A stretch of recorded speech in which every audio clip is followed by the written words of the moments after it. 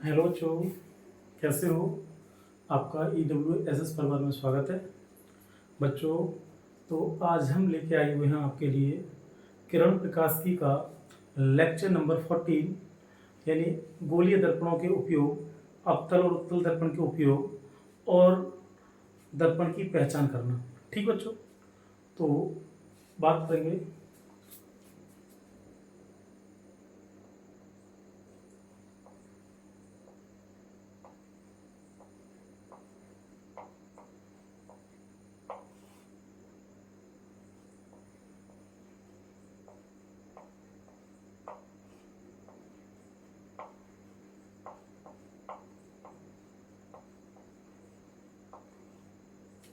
किरण प्रकाश की। किरण प्रकाश की बोलते हैं ray optics. Ray optics ray optics का बच्चों लेक्चर नंबर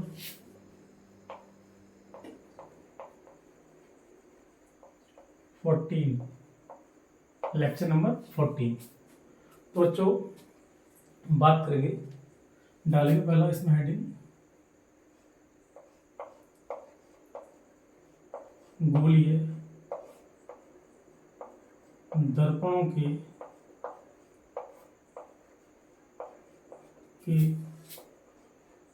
उपयोग। गोलीय दर्पणों के उपयोग, यूज ऑफ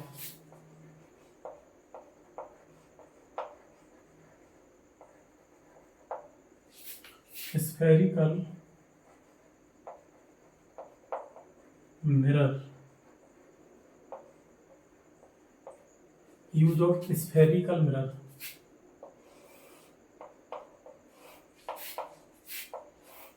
ठीक बच्चों, यानी गोलीय दर्पणों के उपयोग, यूज ऑफ स्फेरिकल मिरर। तो बच्चों यहाँ पर हम उत्तल दर्पण और अवतल दर्पण दोनों के उपयोग करने वाले हैं। ठीक बच्चों, तो डालेंगे इसमें पहला हेडिंग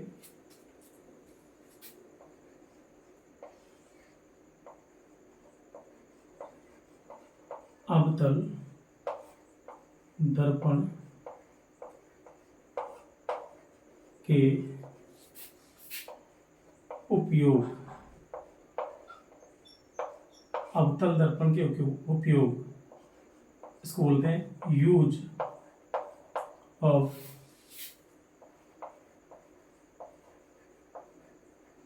कॉनकेव मिरर।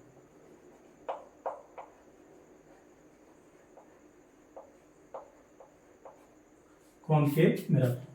ठीक है बच्चों, तो यहां बात करेंगे, लिख देंगे यहाँ पे अवतल दर्पण के अवतल दर्पण के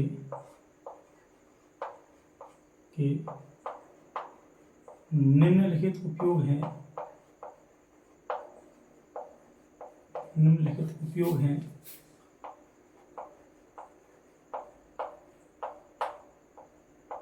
उपयोग हैं। नंबर 1, बड़े द्वारक अर्थात अधिक फोकस दूरी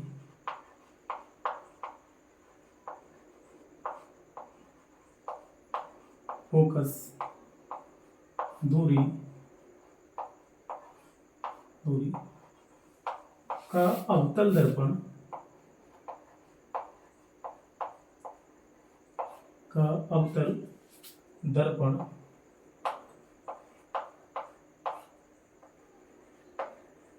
हजामत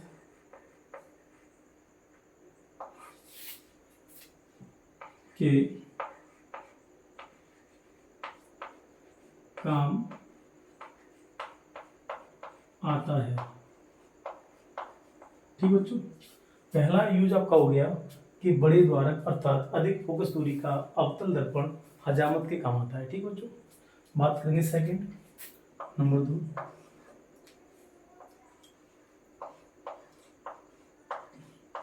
छोटे द्वारक अर्थात कम फोकस दूरी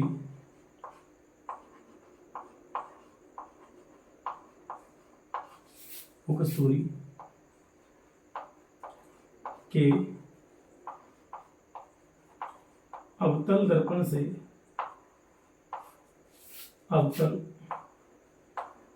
से प्रकाश को परावर्तित कर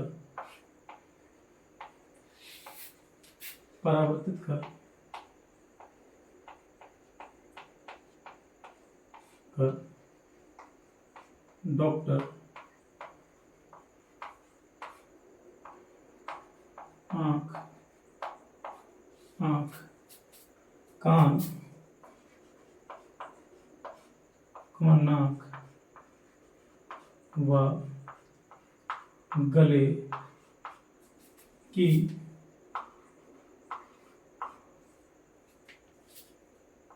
समस्याओं को देखता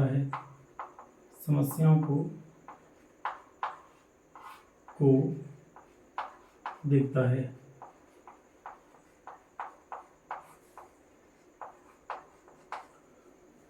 अब नंबर 3 बात करेंगे बच्चों। शैडो लैंपों में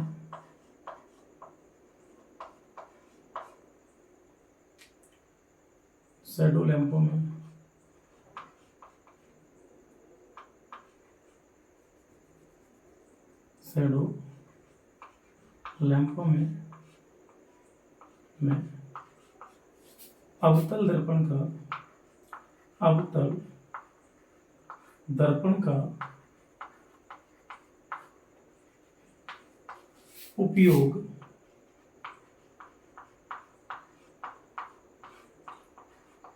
किया जाता है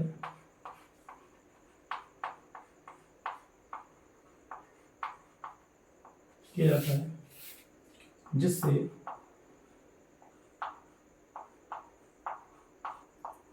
छोटे स्थान को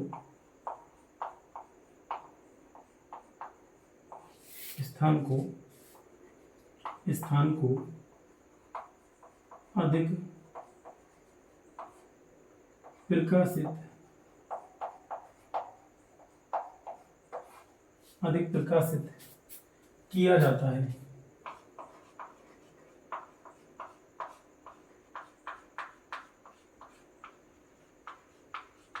ठीक है, तो ये हो गया आपका नंबर 3।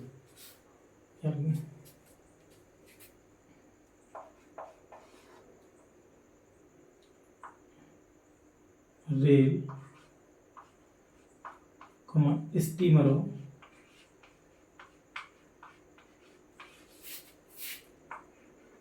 आदि में भी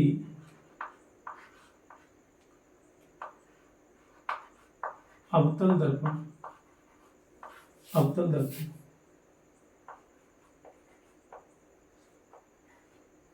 या बच्चों इसको हम यानी 3 ही इसके उपयोग ठीक है। अब इसको देखते हैं। तो बच्चों देखिए हमने यानी इतने नोट कर लिए। यानी चौथा पॉइंट हम कह सकते हैं रेल के स्टीमरों, मोटर कारों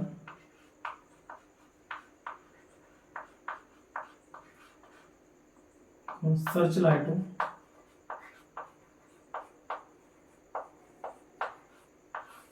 आदि में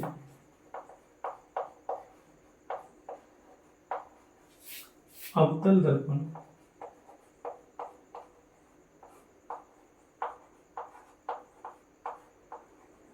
का उपयोग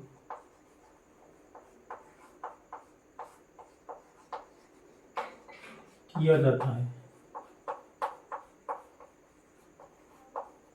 ठीक बच्चों, तो बच्चों ये आपके हो गए अवतल दर्पण के उपयोग। देख लीजिए बच्चों एक बार, बड़े द्वारक का अर्थात अधिक फोकस दूरी का अवतल दर्पण हजामत के काम आता है, यानी कि शेविंग बनाने का काम आता है।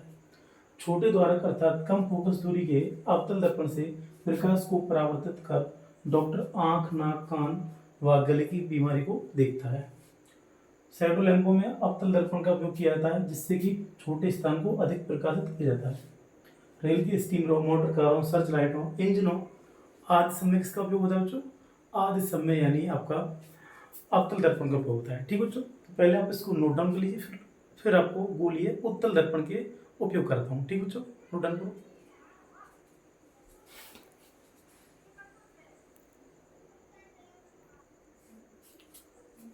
तो बच्चों आपका हो गया होगा। देखो बच्चों, यहाँ रेल के इंजनों कर लेना और मोटर कारों, सर्च लाइटों आदि में उत्तल दर्पण का उपयोग होता है। ठीक बच्चों, अब देखते हैं इसमें, अब बात करेंगे उत्तल दर्पण की।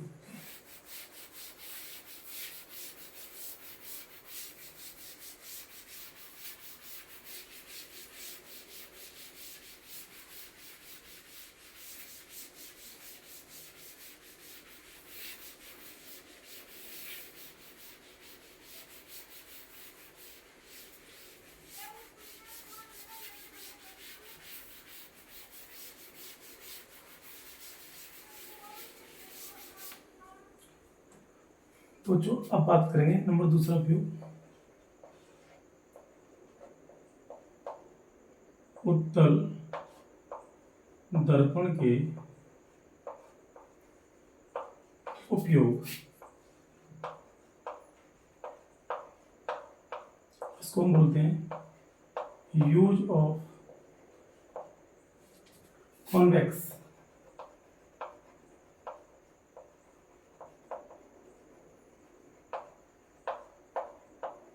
Convex mirror, use of convex mirror, use of convex mirror. तो बच्चों अब हम बात करेंगे उत्तल दर्पण के उपयोग की। ठीक है ना, तो यहाँ आप लिख देंगे उत्तल दर्पण के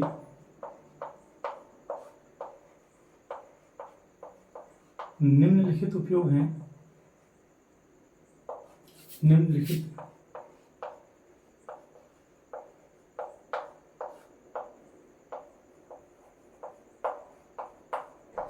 उपयोग हैं।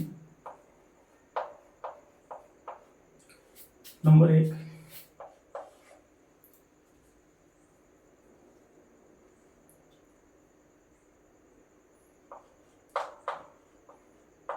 स्ट्रीट लैंपों में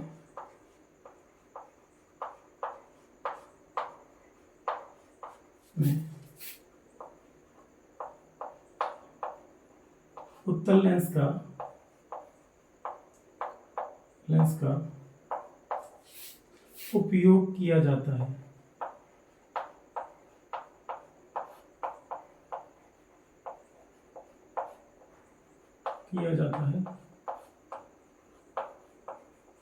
और बच्चों सेकंड बात करेंगे,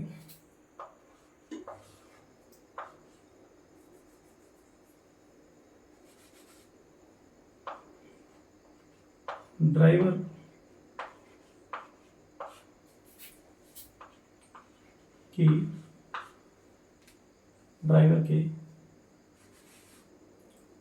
के बगल में पीछे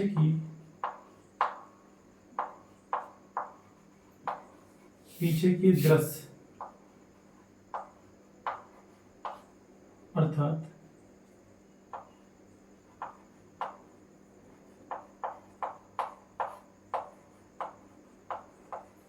पश्च दर्पण के रूप में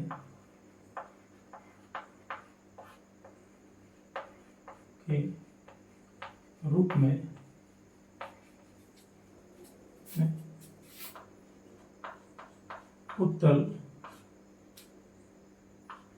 दर्पण का उपयोग किया जाता है।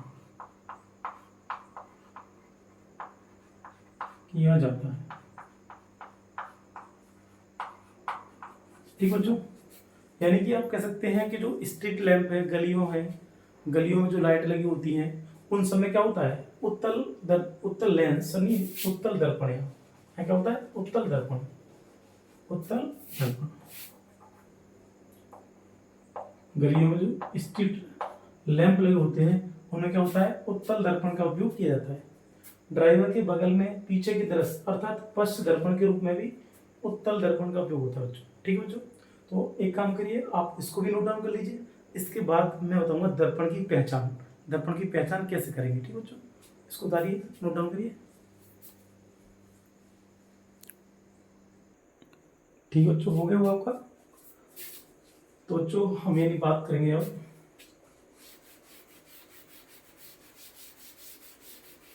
दर्पण की पहचान की।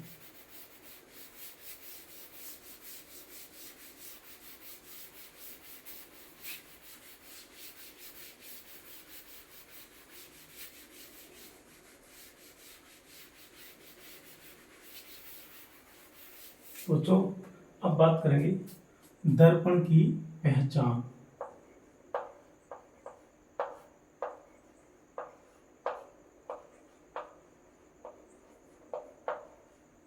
दर्पण की पहचान, आइडेंटिफिकेशन ऑफ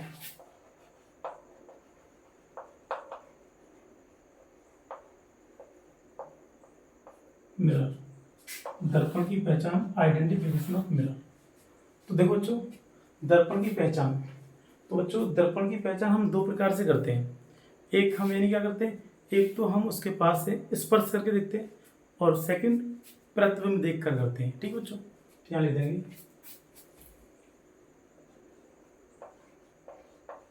दर्पण की पहचान दो प्रकार से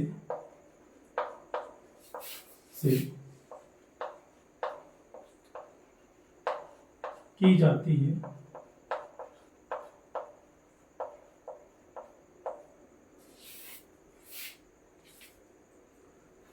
नंबर फर्स्ट,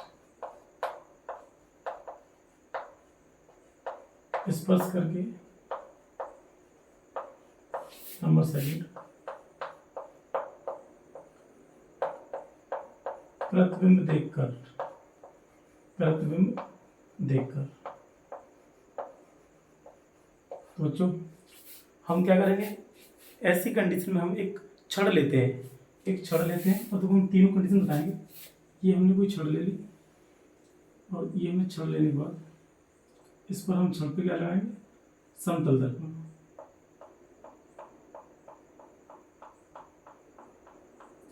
यदि समतल दर्पण छड़ के पूरे भाग को, ये छड़ है दर्पण के पूरे भाग को स्पर्श करती है, तो हमारा दर्पण समतल होगा। और यदि छड़ हमारी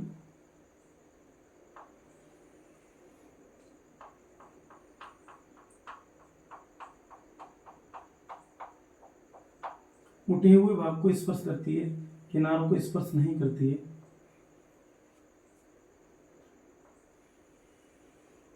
तो दर्पण हमारा उत्तल होगा। और यदि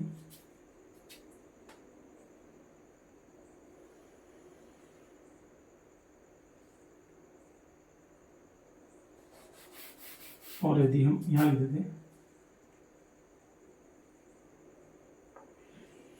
छड़ हमारी किनारों को स्पर्श करती है,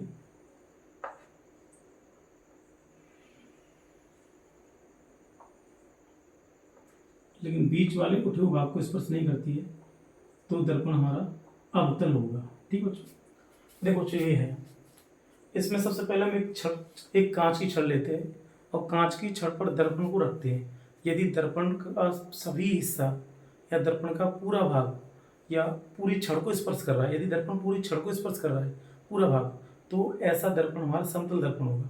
और यदि दर्पण यानी जो उठा हुआ भाग सिर्फ छड़ को स्पर्श कर रहा है, तो ये दर्पण हमारा उत्तल होगा।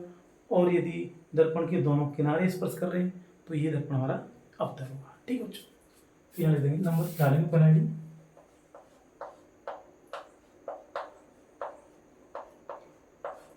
स्पर्श करके।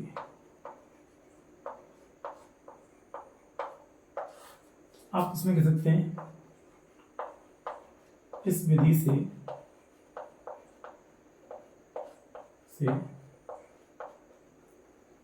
छोटे द्वारक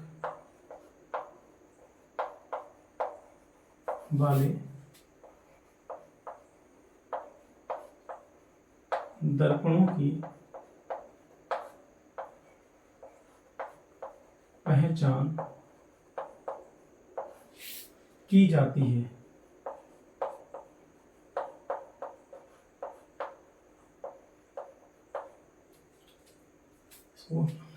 यदि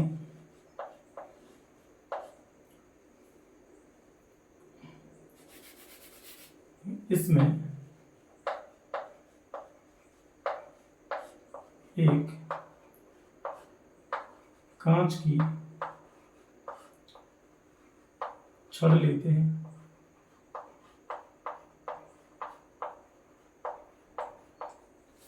और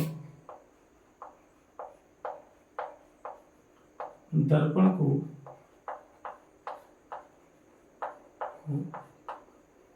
छड़ पर रखते हैं,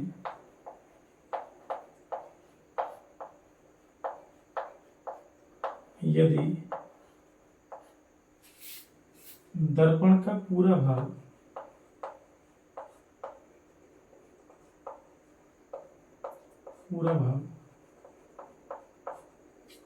छड़ को स्पर्श करता है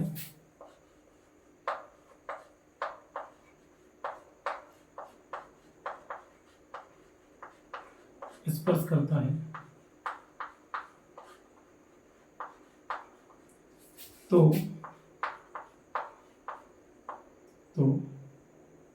दर्पण समतल दर्पण होगा, समतल होगा। और यदि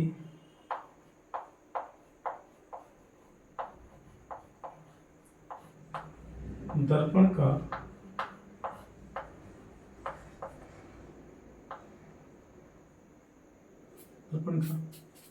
उठा हुआ भाग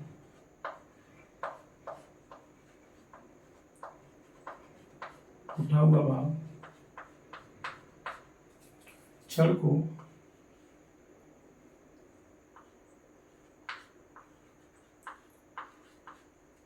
स्पर्श करता है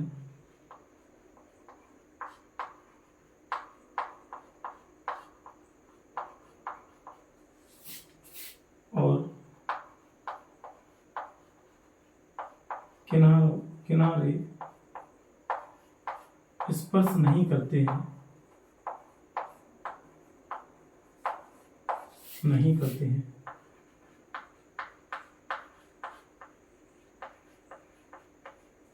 तो दर्पण उत्तल होगा।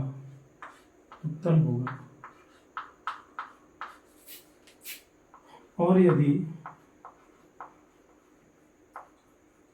दर्पण के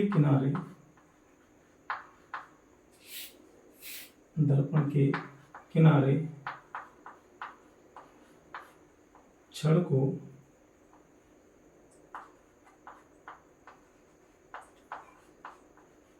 स्पर्श करते हैं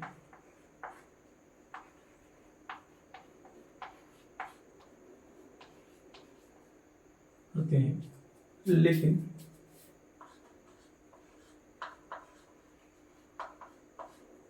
बीच का उठा हुआ भाग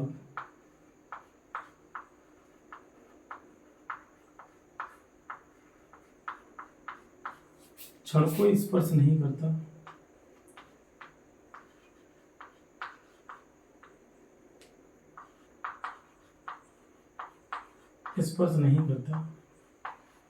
नहीं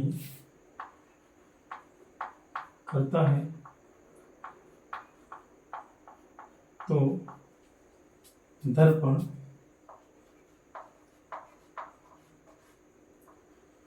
अवतल होगा।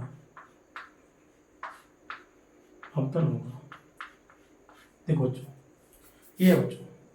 बहुत ही सिंपल बात है। इस विधि से छोटे द्वारा अर्थात कम फोकस दूरी वाले दर्पणों की पहचान की जाती है। इसमें एक कांच की छड़ लेते हैं और दर्पण को छड़ पर रखते हैं। तो ये दर्पण है, इस पर ये दर्पण, ये एक छड़ है और इस पर ये दर्पण रखा हुआ है वाला। ये दर्पण अगर पूरा भाग कर रहा है टच, पूरा भाग, तो ये दर्पण कौन सा हुआ? समतल। और यदि दर्पण का उठा हुआ भाग छड़ को स्पर्श करता है, तो ये उठा हुआ, ये स्पर्श करता है और ये किनारे स्पर्श नहीं करते, तो छड़ कौन सा होगा भाई? दर्पण उत्तल। तो दर्पण उत्तल होगा। और यदि दर्पण के किनारे छड़ को स्पर्श करते हुए, किनारे कर रहे हैं, किनारे छड़ को स्पर्श करते हैं, लेकिन बीच का उठा हुआ भाग छड़ को स्पर्श नहीं करता है, तो दर्पण अवतल होगा। ठीक है, इस प्रकार इसको हम कह देंगे समतल दर्पण, समतल दर्पण। इसको हम कहेंगे उत्तल दर्पण,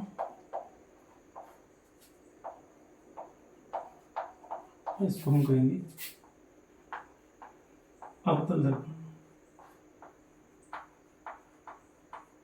ठीक बच्चों, ये आपका हो गया। ठीक बच्चों, अब इसके बाद देखो बच्चों, इसकी बताएंगे सेकंड। सेकंड पहचान मतलब प्रतिबिंब देखकर। तो बच्चों पहले इसको आप नोट डाउन कर लीजिए, करिए।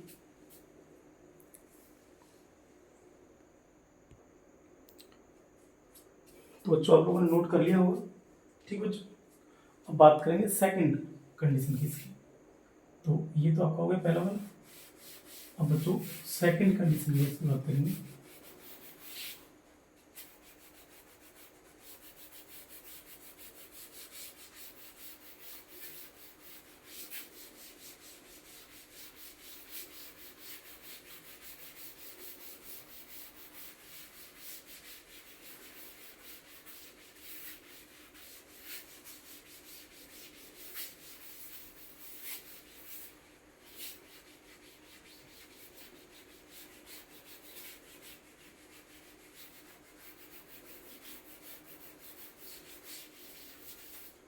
तो बात करेंगे बच्चों, सेकंड आपका है प्रतिबिंब देखकर।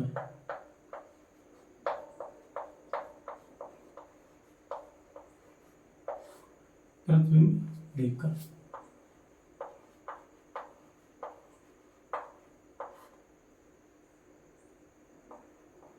तो देखिए, अगर हम वस्तु को अलग अलग दूरियों पर रखकर देखें और उसके बाद भी अगर वस्तु का प्रतिबिंब वस्तु के बराबर बने और सीधा बने, तो दर्पण हमारा कौन सा होगा? समतल। ठीक है बच्चों, क्या लिख देंगे? यदि वस्तु को भिन्न भिन्न भिन्न भिन्न दूरियों दूरियों पर रखकर देखने पर यदि वस्तु का प्रतिबिंब वस्तु का प्रतिबिंब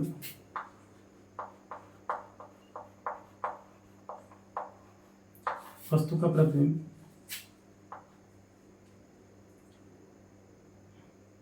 बराबर आकार का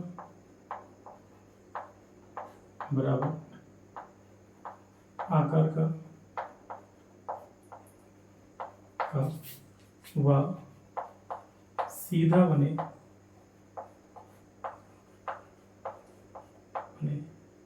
तो दर्पण समतल होगा। समतल होगा।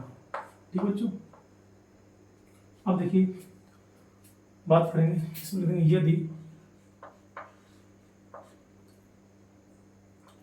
वस्तु को दर्पण के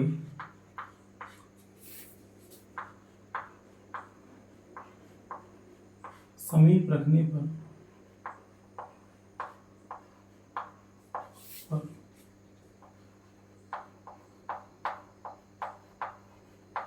प्रतिबिंब बड़ा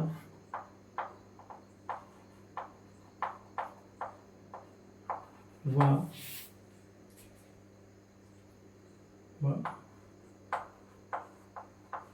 दर्पण से वस्तु को बड़ा व आभासी, बड़ा व आभासी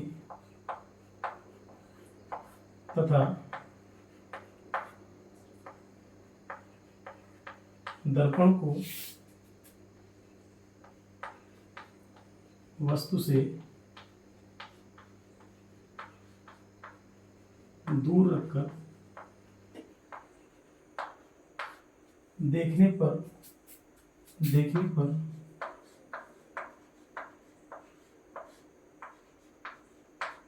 यदि प्रतिबिंब वस्तु से छोटा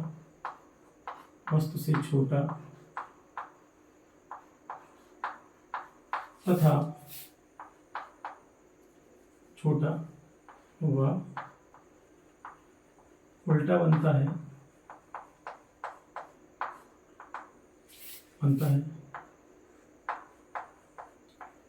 तो प्रतिबिंब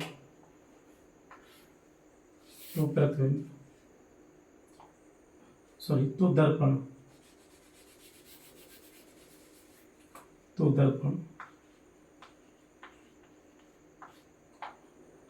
अवतल होगा। ठीक है, यानी सेकंड कंडीशन में है, यदि वस्तु को दर्पण के समीप, ठीक है, यदि वस्तु को दर्पण के समीप रखने पर प्रतिबिंब बड़ा और आभासी तथा दर्पण को वस्तु से दूर रखकर देखने पर यदि प्रतिबिंब वस्तु से छोटा व उल्टा बनता है तो दर्पण अवतल होगा। कौन सा? अवतल। अब बात करेंगे इसमें, यदि वस्तु का प्रतिबिंब आकार में छोटा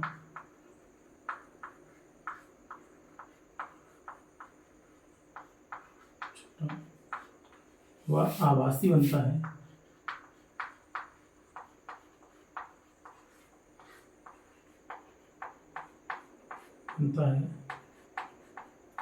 तो दर्पण उत्तल होगा। ठीक बच्चों, तो देखो ये तीन कंडीशन, एक तो मैंने आपको बता दिया पहले कि स्पर्श करके, अब क्या है प्रतिबिंब देखकर। तो यदि वस्तु को भिन्न भिन्न दूरियों पर रखकर देखने पर यदि वस्तु का प्रतिबिंब बराबर आकार का व सीधा बने तो दर्पण समतल होगा। ठीक बच्चों, और क्या, यदि वस्तु को दर्पण के समीप रखने पर प्रतिबिंब बड़ा व आभासी तथा दर्पण को वस्तु से दूर रखकर देखने पर यदि प्रतिबिंब वस्तु से छोटा व उल्टा बनता है तो दर्पण अवतल होगा। ठीक बच्चों, यदि वस्तु प्रतिबिंब आकार में छोटा, यदि वस्तु का प्रतिबिंब, यदि वस्तु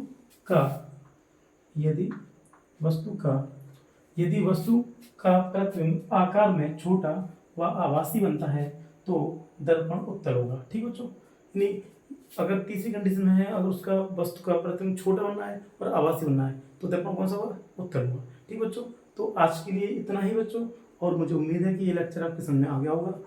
अगर बच्चों आपको हमारे वीडियो लेक्चर्स पसंद आते हैं तो आप हमारे चैनल को सब्सक्राइब करें, वीडियो लेक्चर्स को लाइक करें, कमेंट करें, शेयर करें। ठीक बच्चों, okay, thank you for watching.